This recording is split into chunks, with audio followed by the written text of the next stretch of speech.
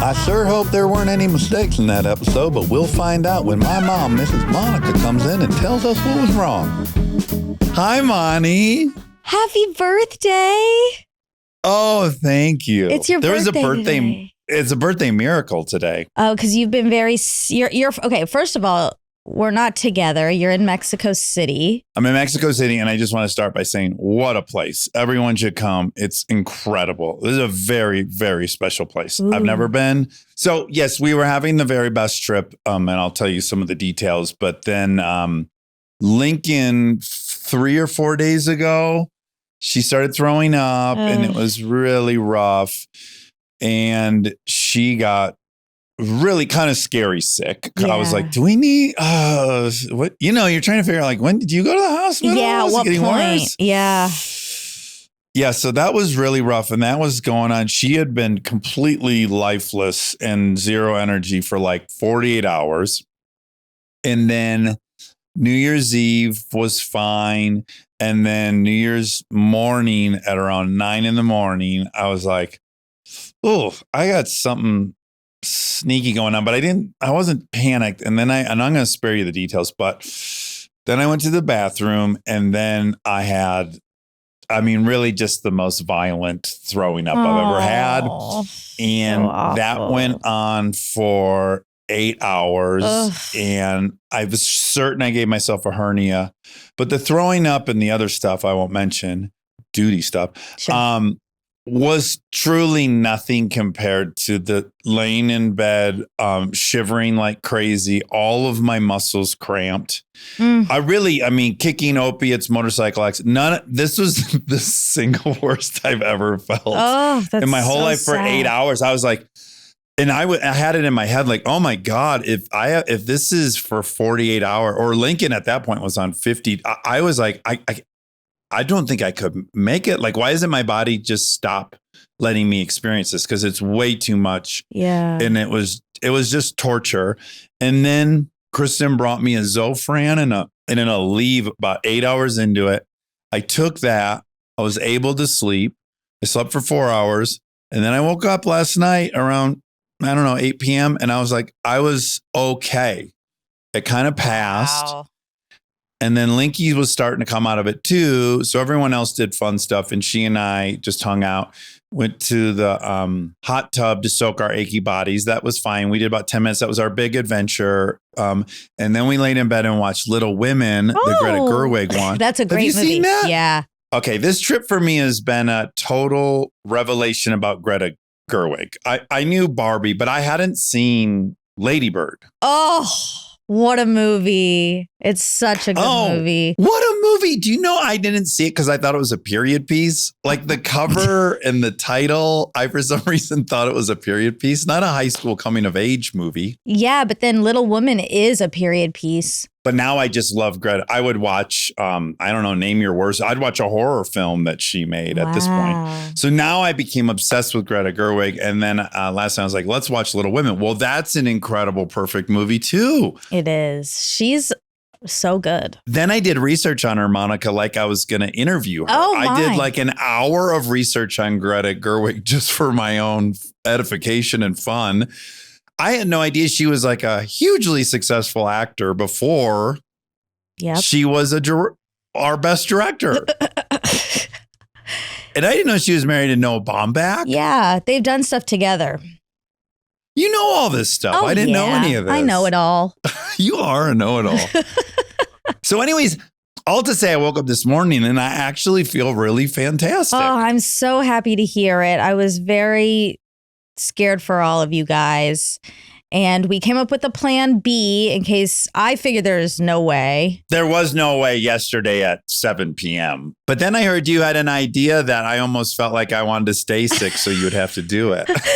Yeah, I thought we were on it. Rob and I were on a text and we were trying to figure out, I guess we'll just come on and say Happy New Year and tell people you're sick and you'll be back. But then I thought, dead in Mexico. Yeah. So then I thought maybe I would do 50 facts about Dax. That's a lot. For your birthday. Were you intimidated? That's a lot to commit to. 50 facts. I can do it. Yeah.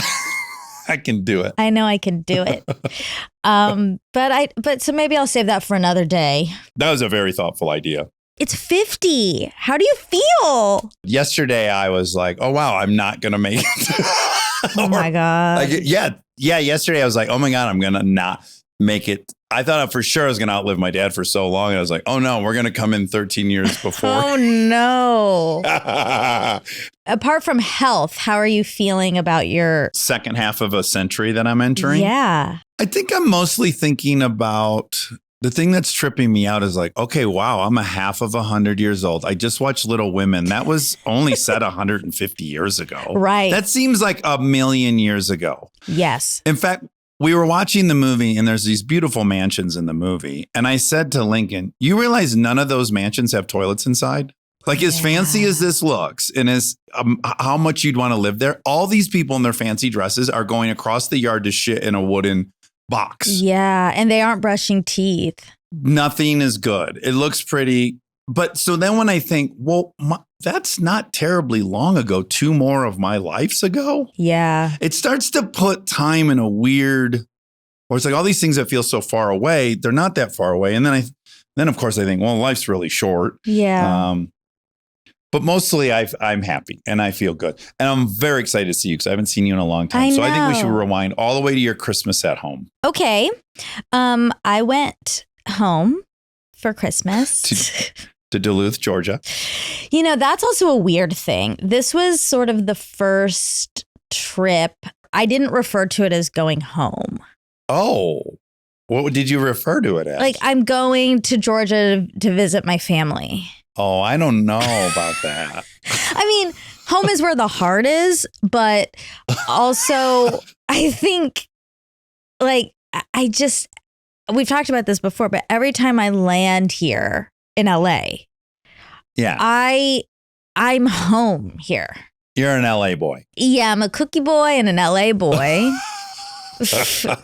And I visit my parents in Georgia. Huh, that's interesting because I still, when I go to Michigan, I think it's home. God, yeah, now I feel sacrilegious. Like it's still a huge part of me, but yeah. I guess I'm sort of not coming up, I guess, because this year I will have been here 15 years. Right. And right. So not half your life yet. Not half my life, but I was in Georgia for 22 years.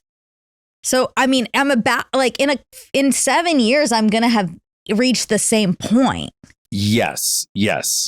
I'm at 60% as of today. Your life. Yeah, because I moved it when I was 20. And so for 30 years, I've been in California. Well, exactly. And 20, I was in Michigan. So you have lived in California longer than you've lived in Michigan. Isn't that weird? Yeah, by like 50% longer. Yes, it's you very love weird. Percentages today. I love it. Because it's your birthday. I'm going to still do fast math when I'm 50. You went to your parents' house, not home. And it was lovely. You know, I'm always trying to figure out the right amount of days.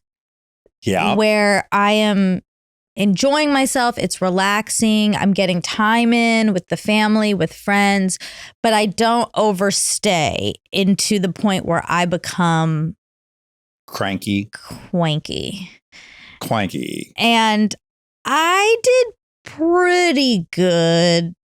I think it was like a day and a half of cwankiness. You ever get toothpaste ROR?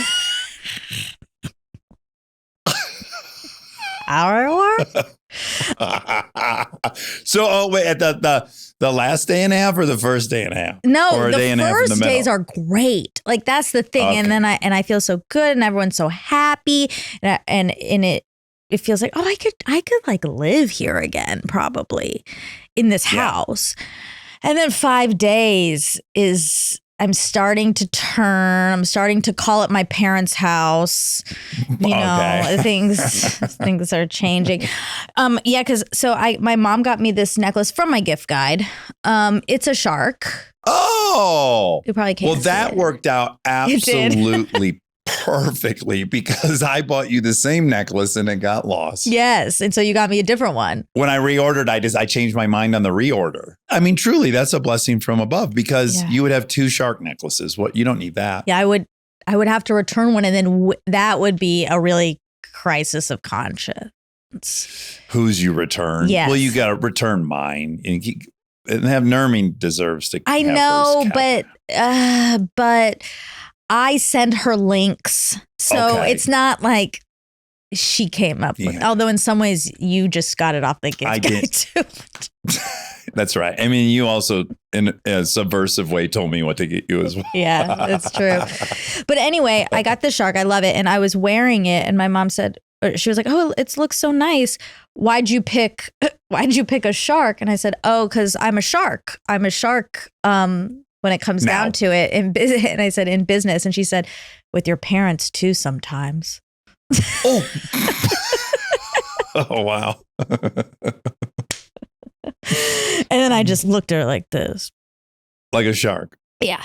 You should have bit her. You should have You should have lunged at her and snapped your. Do you want to see a shark? Jaws at her. You want to see a shark? I'll show you a shark. You know what I think is really gross about sharks is that their upper teeth move too. You know that? No, what? You know, like our top teeth are fixed. They don't go anywhere. Just the bottom mandible moves up and down. The top teeth aren't coming up and down. They're just stationary. Right. And those fucking sharks, the top comes down too. It comes down or up? Well, I guess both. Yeah. It does the same thing as the bottom. Whoa, that's the better so cool. to gnash you with. I don't like how it looks when they lunge at a seal or something. You see the top teeth descend. It just makes it that much more terrifying. That's a New Year's resolution for me. It's one step away from the whole set of teeth just turning into a vortex and eviscerating the prey. Ooh, eviscerating the prey. That's me. That's me in 2025. What are do you have any resolutions? I do. This year I tried to break it into different categories, like professional, physical, spiritual. There's another one. It's probably the most important one. Professionally, I really want to finish my memoir this year. Physically, and this has been a little bit influenced by watching Sprint season 2 over the break. I need to do. I need to. It's been out for a while, Monty. Whoa, no.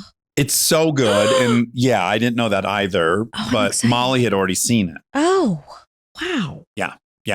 So sprinting, biking's my new thing, but I'm going to try to this year do biking and sprinting. So that's a physical goal. And then spiritually is finding my way back professionally.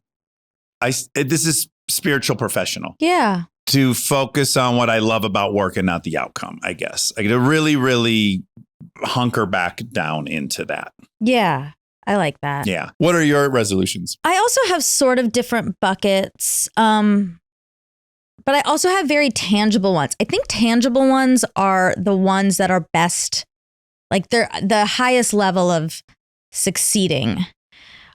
Like Max's resolution is to learn how to do a split. Ooh, I think it's too late for Max. I once read if boys don't do that by the time they're 10, they can't physiologically. Really? He was pretty. He should do a little research. We said that was a great resolution, and he was surprisingly sort of flexible. Max is my arch nemesis. The notion that his thighs are that much bigger than mine and he can do the splits. I feel like he has too much muscle to do the splits. And he's a little taller than you. Well, I don't know. Not on your birthday. Today is not.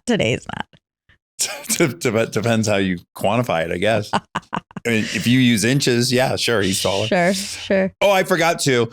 Medically, I'm seeing an allergist this year. I got to stop blowing my nose all day. Oh, that's a good one. And then I have a vanity one too. Okay. I want to start getting facials.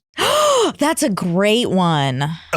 That also just feels really nice and luxurious. Yeah, well, I'm 50 and sometimes I look at my nose in the mirror and I'm like, it looks like a catcher's mitt. Like, I think I need to pull a couple layers off of the skin or something. It's starting to look really leathery.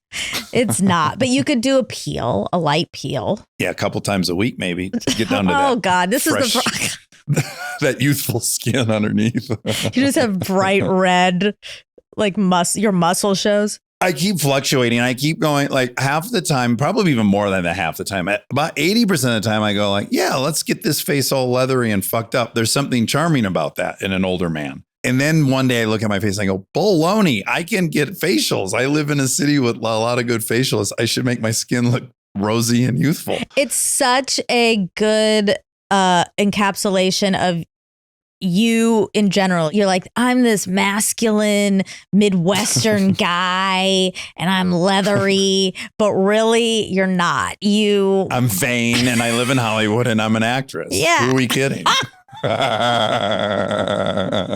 Yeah, just own it. Yeah. I have a skin one too. It's to restore the skin barrier on my legs. And that means to lotion every day. Oh, okay. Skin barrier is what it is technically. Yeah, because the skin barrier on my legs are a bit rough.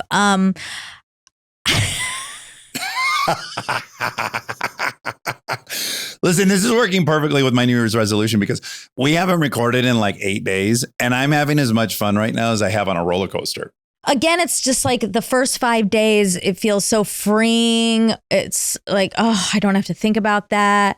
And then start feeling itchy and you need it. Yeah. You need it. And I want to add about your skin. Delta and I, so on New Year's Eve here, before I got sick, which was great, the hotel nearly set itself on fire. It was launching all these fireworks from the roof and we're on the top floor. So about 14 inches from our window is where the fireworks were being set off from. And I'm going to send you a video. It's I'm talking a lot of fireworks where our whole room filled up with smoke because we had the windows open watching them. So, and then they were playing music in the courtyard and everything. So there's no way we were going to go to bed before 2 a.m. So Delta and I were in bed together and it was about 1 and the music was really loud and we couldn't sleep. So we watched the Christmas special and numerous times during the Christmas special on the close-ups of you, I thought, well, I don't know what more she would want out of skin. It looks absolutely flawless and beautiful. And I'm just not sure what Monica's aiming for, if not what she has in the Christmas episode. Well, that's very nice. I mean, it's been a journey. When I looked through all my pictures from 2024 to do a post. And I can say, like, the beginning of the year was bad, really bad. Really, really, really bad skin. Okay, I guess I'll shout this out.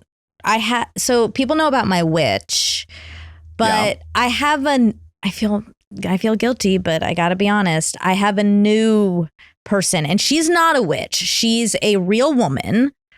Right. And no powers. She doesn't have powers. She has skill.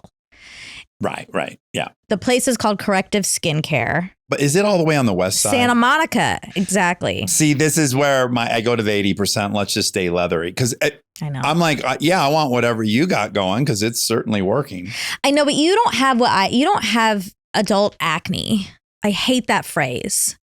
I do too. I know, but it's almost an onomatopoeia. There's something about it. Yeah. Well, wait till you have, I would now have geriatric acne is what they'd have to call it. Oh no. I'm going to have that. But no, so you have different issues. I think she is really amazing. Corrective Skincare is very, very amazing at clearing AA. And then also, and then also making she does light peels and stuff. Anyway, she has changed my face for sure and helped it so much. And I have a routine and I use a couple of her products and I also ice my face morning and night. That's a pro tip. Oh, wow. And I think that's helped a lot. Okay, let me ask you this. Does she like the East Side? Are there any favorite restaurants she has? Could we get her 5 clients on the East Side and then buy her lunch and she'd come out? No, because you know why? She lives in Orange County. And now she only is there 1 day a week, even in Santa Monica. So it's getting, it's like, What if we put her up at Cara once a month? We'll pay for, I would love that. I would love that. But we get 4 or 5 East Side clients, put her up at car, and now we got something. We really got something. Although I, a resolution I had once was to be more positive, and I think I've done that. And I look at going to Santa Monica as an adventure. It's like going on vacation, but like kind of a bad one, like the one you're on. And well, people should know too, they're probably thinking like in LA, how far could this be? And if you look at a map, it'll be very, very deceptive. I mean, it's sincerely, it can be 90 minutes both directions. It is 90. Yeah. If you go. It's the same distance to go to Santa Barbara to get a facial. Yeah. So, but I plan it well, where I plan a dinner with our only friend who lives on the West Side. Sometimes she can't do it, which is rude. Then on my own, I'll go to dinner if that's the case, or I'll go work somewhere. I will say that when I had my Tonka, that was me. I don't want to give too much details, but I was in Santa Monica. You were trying to get home from Santa Monica. That's enough. Okay. I also have a Tonka adjacent story, but because I already had this poisoning yesterday, I don't want to. You want to wait? Overwhelm the audience. Okay. I'll wait. But on the departure of this trip, had a real emotional and Tonka-like experience. But I cannot fill the first episode of the year with double whammy on that. Okay. So Easter egg. Ooh, exciting. Okay, so I have to restore the skin barrier on my legs with lotion. I realize I do have a kind of tick. Like I pick at my legs a lot. Oh, okay. And so they're kind of really messed up. So I got to restore that. And then I want to, I've journaled 2 days now. Oh, you have? Yes. Congrats. It wasn't even a resolution. I didn't write it down, but I found a notebook and I've done it for 2 days. Oh, good. So the journal's a great place. You don't really have any resolutions of quitting anything, but I think the journal's the best place to put your numbers on the corner because you see them piling up. Like I just hit 365 days without dip because last year's resolution was no more chewy tobacco. Yeah. Wow. And you did it. Congratulations. Yeah. And so on my journal, I see, 365 days without, and then you get a little encouragement to stick with it that day. So if you, I don't know, you're icing or whatever thing you want to be consistent about, if you keep a little tally in your journal, you get to see that climb and it's very encouraging. Ooh, I like that. I'm impressed that knowing you, that you aren't paranoid about your journals. Like I want to lock on it. It doesn't have one because it's like a nice journal, but I'm afraid somebody's going to open it and start reading it. And I live by myself. Yeah. So the risk is low, but I'm kind of consumed by that. I've thought, should I write it and then destroy it? No. Well, okay. Let me hit you with, I write in it with an even much deeper knowledge that I'm going to die. And I don't presume my kids will ever have the interest of doing this. But if my kids choose, there is a daily account of my life for the last 20 years, should they ever want to read it. And it's all in there. And that's at one time scary. And then at another time, kind of comforting the notion that they're going to struggle in life for sure. It's the ride and they're going to be ashamed of themselves and they're going to make mistakes. And I have this, if they're so inclined, I have 20 years of huge mistakes and still keep going and keep trying. And so I write in it knowing there's a possibility that my children will read. Do you censor yourself because of that or no? I don't. Wow. I think the more I've learned of my parents' struggles, it did nothing but comfort me and make me less self-loathing. And, but you're really only comfortable with them doing it after you die, though, right? I don't know. You've been around me. I tell them pretty much everything already. That's true. You don't have any deepest, darkest secrets that you don't want anyone to ever know. I do. Well, now I want to know him. I'm going to break into your apartment. No, read your see, no. journal. I'm okay. My new plan is the next morning, I'm going to rip the old page out and light it on fire. No, can't you get a safe at least? Don't do that. Well, because you might want to write a memoir one day, and our memories are complete fabrications. Yeah, as we know. So, like, even right now, this memoir I'm currently writing really is only going to take me to like adulthood, right? And then I'll have the gap between moving to LA and being an addict, and then getting sober and starting to work. That'll probably be a second one. But this sounds so indulgent, but regardless, in my mind, there's 3. right. And what's exciting to me is the third one, I'll be able to read. Like anytime I tell an event of my life or the story, I can go read that day and actually know what happened. The third one will probably be the only one that's approaching accurate of reality. It'll be the most boring one. Probably. Well, yeah, all the other ones, I'll have been the victim. And the last one, you'll realize I'm the perpetrator of all my misery. Wow, that's a twist. It's a twist in the series. It's kind of cool. But don't burn it, Monty. Get a safe. I'm burning it. Because I think for me, the purpose of the journal is potentially different than yours. One is just to get back in the habit of writing. Yeah. And 2, it's to release. It's not to document. It's more emotion. It's more about feelings than what is happening. So right. I think I'm kind of okay with burning it because it's just like I'm giving that up to the universe. I'm releasing that. I don't want to reread it. Okay. And by the way, I don't really ever go back and read my journal. Yeah. But I have on a couple occasions. And one thing that's very useful about it, as I've already said on here many times, is when you can see a pattern you've been stuck in for a very long time and you see it in writing, there is something very powerful about seeing that and going like, well, it's up to me. I'm going to continue to, like, this isn't a new feeling I have. This isn't a new reaction. This is the same fucking thing I do all the time. And it's in black and white. And I have a choice to continue it or to stop it. And that's where I think it's useful. What if you put it in some second location and you don't have your name on it? So if someone found it, they'd have no fucking clue whose secrets they're reading. I think it's going to be obvious. Oh, you do? When I'm like, well, the one thing I really agree with you on. Armchair Expert. I guess if every entry has to do with someone famous you interviewed that day. They'll go, well, it's either Rob's, Monica's, or Dax's. Yeah. Stay tuned for more Armchair Expert, if you dare.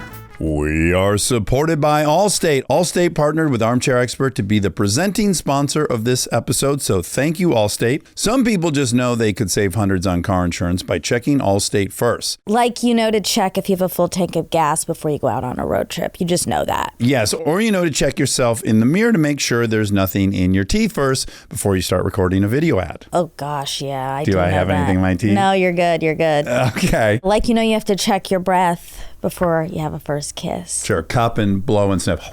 Also, you have to check to make sure your clothes aren't on inside out before you put them on. Oh. I do.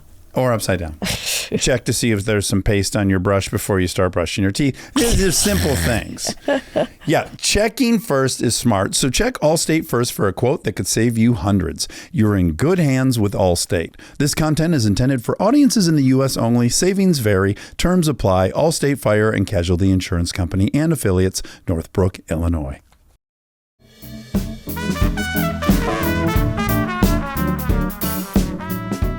The one thing I do think is incredibly powerful, and I think this is what I use it for more than anything now, is there is, in the documenting part, it's not like I'm documenting it for posterity, or I think I've even ever been writing in it thinking I'd consult it for something. It's that I wake up and the day often feels insurmountable and I am pessimistic and I think I can barely get out of bed and nothing will happen.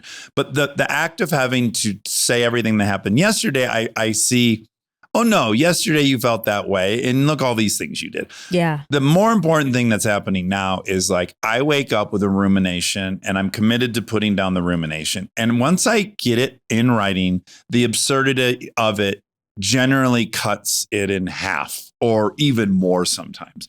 That realization I had about Bradley's movie where it's like, I saw it, I hated it.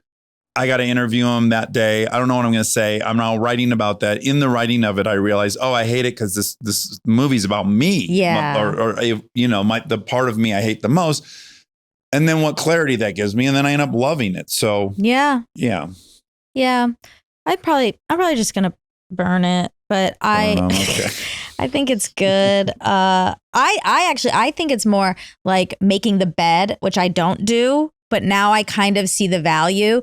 In the morning, you've accomplished something. You did something. You wrote some stuff down. And like, if that's a goal to write some stuff down every day, then you've already done something positive for yourself. And you can whatever happens the rest of the day, one thing, you accomplished one thing. Monty, erase everything I just said. Yes, I think that's the number one thing of all of it. Yeah, which is like, what you've shown is you have a commitment to yourself and you did it. And so you feel good. It's like exercising. You're like, all right, I did things I didn't want to do to make myself better. And that implicitly feels great. Yeah, definitely. Do you want to know one of the sickest parts of myself? What? I always make my bed. I would anyways, but there's a part of me that I make my side of the bed. Because often Kristen's still in it. Oh, okay. But even if she's not in it, I'll just make my side. Okay. And this is really a disgusting part of me. Uh-huh. But part of me goes, well, there's the evidence. Like I made my side of the bed. I'm committed to keeping this room clean. So there could also, once you live with someone, you might start making your side of the bed just to shame them. Oh no! I think that should be I think that should be a resolution for you that you make her side of the bed too, as a generous act. I'm overselling that a little bit for comedic value, but it does happen. Yeah, I understand. I understand where it comes from. Well, here's really what I'm not making it thinking I'll shame her, but occasionally I'll see my side's made and hers is messy. And I do think, I hope she notices that I've made my side. Oh my God. The only time I make my bed is if I am leaving for out of town. I make it. And that I only started doing that because Callie once told me, we were in high school, we were young. And I think we were going somewhere and she made her bed. And she was like, yeah, I like to, if I'm going on vacation, I have to clean my room and make my bed and everything in case I die. Oh, that's not where I thought we were going. I thought she wants to return to a clean slate. I know that would have been the normal answer. But yeah, in case she dies and then people are coming in there, it's a clean. I have the complete opposite. If I thought I was going to die on vacation, I would set my room on fire before I left. I wouldn't give a fuck. It's more for what will happen for the people. They'll come in her room. Yeah. It needs to be in order for them. Yeah. So she's the type that would have killed herself at the Colonial Motor Inn to not make a mess for anyone. What's that? So my grandma Midge would have found her. Oh, no. Okay. No, that's really bad. Knock on wood. Okay. Hold on. I'm not knock on wood. Okay. Okay. I have one more thing. Christmas was great. We had a great Christmas. Yeah. Really, really fun. TT and Bear came over in the morning, and that's Carly and Yurdi. And then we left on the 26th to come here. And I committed us to a hot air balloon ride. Oh. Yeah. And you had to wake up really early, 5 a.m. on vacation to go. And I was a tough sell. And our drive there. Oh. And that was the day before Lincoln got sick. So Lincoln couldn't come. Oh. And Mom couldn't come. So it really was on the fence. What are we going to do? Are we going to still do this thing? And it's so early. We went anyways. Delta was so afraid the whole ride there, watching them inflate the hot air balloon, getting into the basket was almost impossible. She just almost was like, fuck this. I'm not doing it. Yeah. I coaxed her into the basket. There's pictures of me holding her before it takes off. And I had said in the car, Delta, I would bet all of my money that at the end of this, you're really going to want to do it again. Like, I feel that confident about it. I would probably bet everything. And she goes, well, you are going to lose everything. That's what she said. The balloon took off, Monica. I promise you, we weren't even 15 feet in the air. And Delta goes, Daddy, you're going to win that bet. This is my favorite thing I've ever done. Oh, wow. And it was among the greatest things I've ever done. This was so incredible. There were so many hot air balloons. Maybe I'll post a picture on this episode. There was probably 50 or 60 hot air balloons all up, and you hover above the pyramids. Oh, wow. And you just float around for like an hour going up and down, and there's all these beautiful hot air balloons. And it was Molly and Dahlia and Lily and Eric and Delty and I. And it was about as cool of an experience as we ever had. And then the dude set it down. We were touching the tops of the trees as we floated in. He put it on this little, like the size of your yard of your current new house.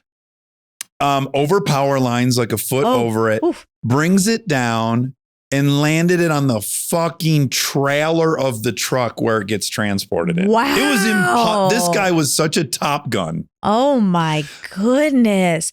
That's so cool. It was spectacular. Oh, I love that. Yeah. Well, I'm proud of her, but also I'm proud and shocked and impressed and shocked that you are comfortable in that environment. letting someone steer you above Earth, really.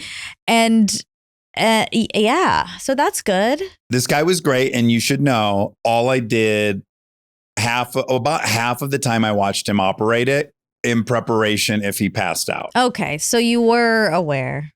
I started clocking like, okay, wow. So when he gives it gas, he had like 3 different throttles to put heat into the balloon. But when he would put that in, there was about a 45-second delay before the actual elevation would change or not. So I was like, okay, wow. If we're coming at a tree, I got to predict 45 seconds from now we need to go. So I was monitoring it like a hawk, thinking I might have to land. And Eric goes, after we landed, he goes, yeah, I don't think you could have done that. I think you could have flown us around, but I don't think you could have made that landing. And I'm like, I don't think so either, but I certainly would have given it a shot. Yeah, you would have. Wow. Okay, great. Well, that sounds wonderful. I'm glad you guys got to do that. That was a big time, once in a lifetime. Cool experience. Yeah, it was really special. And my littlest buddy, we just had so much fun in that basket together. I've been having the best time with Delty on this trip. My God. That's so sweet. Just couldn't be more in love with her. Yeah, she's pretty perfect. Okay, I have a couple facts. Okay, before you get into those facts, I just want to say about Tyler Perry. I thought about him so much after this interview. Really, I got to say, tied with anyone else we've ever interviewed. All week, I kept thinking about him. And he might be one of the most unique people I've ever met in my life. He has such a softness and kindness, and also this firmness with his boundaries and beliefs. Yes. It was like this really unique combo of just beautifulness and also self-assuredness and not going to be led anywhere he doesn't want to go. Yeah. Something about him I felt was just so magical. I do too. I mean, he's just like the walking representation of glass half full. Like he really turned some very traumatic events into something he could, be proud of. And his incredible. Bravery talking about those topics. Yeah. Fully exceeded mine. And I just thought that was really, a real privilege to, I love too that he was like, wait, you told me this was going to be fun to his publicist. I know. And then I said, well, it can be fun. We can do a fun version. He's like, no, actually let's go. Yeah, let's do the real thing. I thought that was so rad. Yeah, me too. Yeah. Me too. Yeah, he's really special. When I was home, I drove past his studios. Well, the exit for his studios. Yeah. Oh, I'm sorry. Oh my God, I did it. I said home. Wow. Oh, you're back. I'm back. Good. Okay. Turns out it's just where I'm not. You can have a couple homes. Okay. That's nice. All right. Okay. Now, he mentioned the arousal template. He said that's set from around 3 to 7, ages 3 to 7. Yeah. So there's a belief that each of us has a sexual arousal template, a map in the brain of what we find sexually appealing. Although researchers do not fully understand how or why the various things to which we're attracted appear in our arousal template, it is clear that by the time we are 4 to 6, our arousal template is largely in place, even though we are not yet sexual.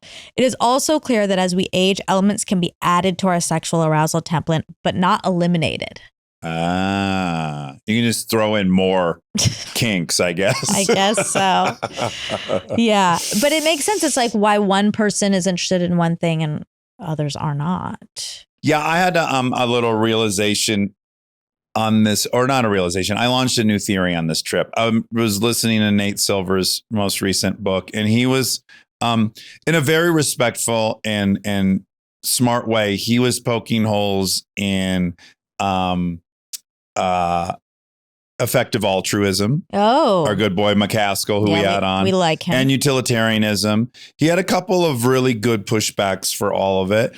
And they're very solid, as I also believe that Peter Singer and McCaskill's points of view are very, very solid. And my conclusion was, everything's already been fleshed out. These theories and philosophies in life, they've been explored since Greece and probably before. They're all here for us. And I think we are just biologically unique. Yeah. And I guess our childhoods and our zip code and our socioeconomic. And there's just an offering for us that'll feel most correct.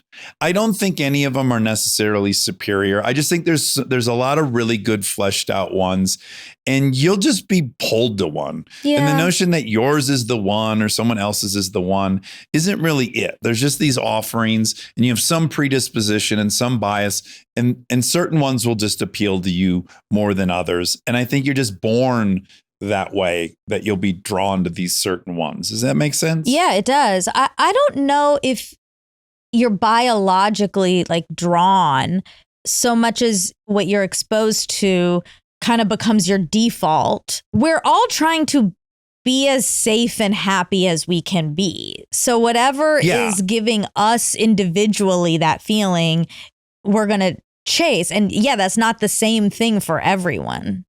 Yeah, I think most of my life I've thought, well, one argument will have the most merit. Like somehow if you can quantify it. And even that was a part of utilitarianism. He said, the reason utilitarian is very tempting as a philosophy is it is our innate desire to quantify things. So if we can say, 4 people died versus 12 people, that's very simple. Yeah, it's 12 versus 4. Well, were those 12 Nazi Party members and the other 4 were Mother Teresa and her pals? Like, no, actually, that's not necessarily true. But the appeal of quantifying and being able to compare 2 numbers is very attractive to a lot of us. Yeah. And biologically, like we have such different dopamine levels naturally, like there's such a variety of how much dopamine you have or depression you have. And I think we're all inclined. It's also kind of what Payne was saying, Keith Payne, about, isn't it interesting that although you've thought through the arguments and you're sure the conclusion is correct, isn't it weird I could have predicted what conclusion you would have come to before you were born based on your ethnicity and your zip code? Like that theory still, I think, is what I'm getting at, is like, yeah, there's just a lot of really good, well thought out theories and philosophies, and those ones will just appeal to us for whatever reason and others won't. Yeah, I agree. Yeah. Okay. Cities where Black people are thriving. Because we were talking about Atlanta, my home. My number one home, my only home. According to the Atlanta Journal-Constitution, the top 10 are Washington, D.C., Austin, Texas. Is this in order, or is this just? Yeah, this is in order. This is ranked. Number 1 is D.C. More than Atlanta? Shoot. Should I go 10-1? Well, too late now. Damn it. Wait, those are above Atlanta? Yeah. Atlanta's number 5. Okay, hit me. So DC, Austin, number 2. Number 3, Provo, Utah. Shocker. Number 3 is Poughkeepsie, New York. Well, that's got to be 4, right? You've Oh, already read hold 3? on. No, sorry. 3 and they're tied. They're tied. Okay. Provo and Poughkeepsie are tied for 3 and 4. Great. Atlanta is 5. Okay. 6 is Oxnard, California. That's where our boy Anderson Paak's from. Oh, no way. Yeah. Oh, cool. 7 is San Antonio, Texas. 8 is Raleigh, North Carolina. 9 is Baltimore, Maryland. And 10 is Ogden, Utah. Utah has 2. Okay, I'm good. Okay, I gotta imagine if you Googled least amount of black people in any state, Utah's got to be number 1, right? No, well, Rob will. So have they interviewed the 12 people that live in Provo and they're thriving like crazy? I don't know, but this is there a threshold, like minimum amount of black folks that to count? Well, hold on. This is broken down into median household income among black residents, percentage of black households that make $100,000 or more a year, percent of black residents with a bachelor's degree or higher, home ownership rate among black residents, unemployment rate among black residents. So that's the factor. And it doesn't give population. Those are good metrics. Right. In 2020, there were 40,000 in Utah. Oh, come on, guys. There's that, but there's that's not that the many. lowest. That's not the lowest, though. What's the lowest? Oh, well, hold on. I want to re-guess. Why is it yours? Wyoming? It's so shaky. Oh, sorry. I was kicking the table that my computer was on. Sorry. I'm going to go back. Maybe North Dakota and Like Montana. Minnesota, probably. You got 2 that are lower. So the lowest is Wyoming. Okay.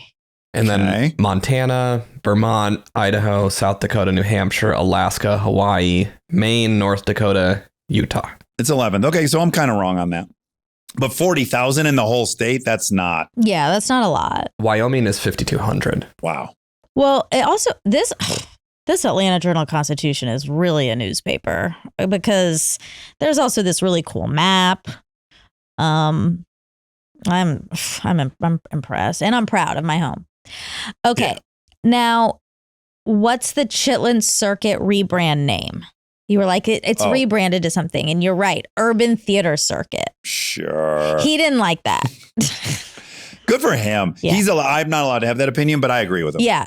Well, sure. We'll agree with we'll do whatever he wants. Oh, can I bring up a scary one? Because Yeah. I actually had to discuss this with Delta on this trip. Yeah.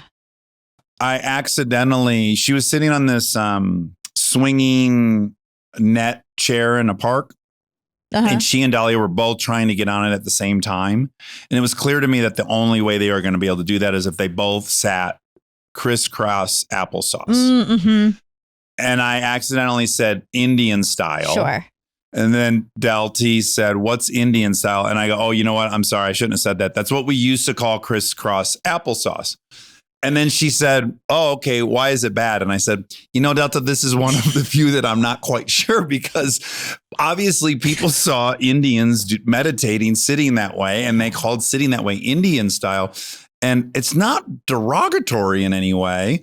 If you invent a way of sitting, I think, why is that negative? So I just want your 2 cents on that. Because we talked about this bad. with Bobby Lee.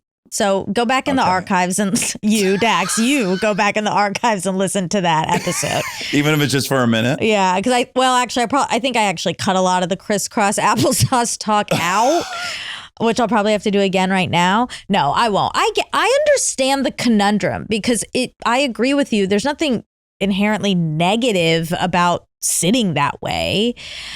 Yeah, and you're not saying it to like marginalize anyone or even, I'm just like, if there's a lot of things different cultures have invented, or at least that's the first time people writing about history saw it. Obviously, people probably sat that way from the beginning. Yeah, but regardless, they did, yeah. French, let's say this. Let's say that the French were marginalized in the country and you could no longer say French kissing. Well, it's like, there's nothing really bad about French kissing. It just means you use your tongue. And apparently English people, that was the first time they saw that. Right. I don't know, but French kissing, that's a fine thing to say. They can own kissing for the rest of time. Yeah. I guess it's just a way to make a group that already feels different even feel more different. You would be proud of me because I said my point and she said, yeah, that doesn't make much sense. And I said, but you know what Monica would say is that would be fine if half the country were Indian. But because there were so few Indians and they're already marginalized, it's just another way to make them feel different. So I think that's what Monica would say. And that's a good point. Oh, look at that. That all happened. You can ask her to confirm that. The internet says it's usually because of lack of cultural knowledge that the phrases are offensive.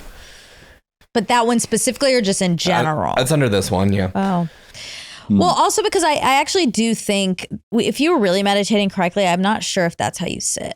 I think you're supposed to sit like not crossed like that necessarily. Like your legs are doing something.